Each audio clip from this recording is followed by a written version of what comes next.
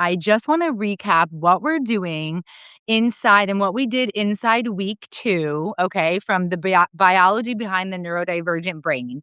If you're not inside and joining us, please do. But I want to talk about what we talked about this week because it's something that people don't talk about.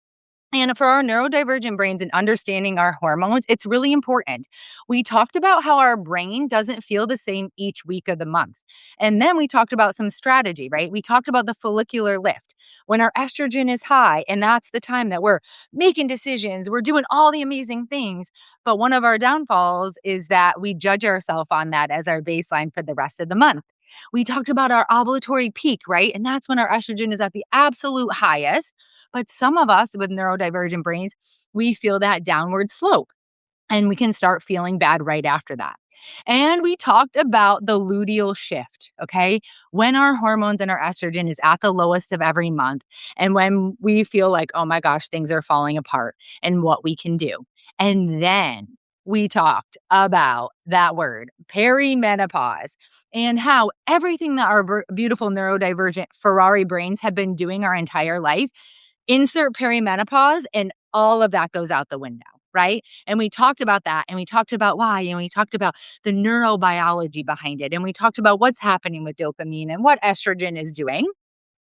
But I think one of the biggest takeaways of this week inside is that we learned strategy, right? We talked about, you got your bonuses, how to create a strategic plan throughout the month that sets us up for the best success possible, okay? What are the things we're going to do and we're going to plan when we're at that height, right, in our follicular lift? What are we going to do when estrogen is at the highest compared to what are we going to do when it's at the lowest? How are we going to fuel the body? How much protein are we going to eat? Right? What are those things we're going to do? We talked about all of that and you got that workbook. So I think this week was really powerful. If you're in, let me know if you did too, right? Or maybe something we can add. If you're not in, come join us. Week 3 is going to be amazing. We're getting really in deep about progesterone and estrogen and exactly what we can do when we feel our downest, weakest, right? And how we can uplift that. And we're going to have a live Q&A on Wednesday where you can come and ask all of the questions that you've been thinking or all the things you've been working through up into this point.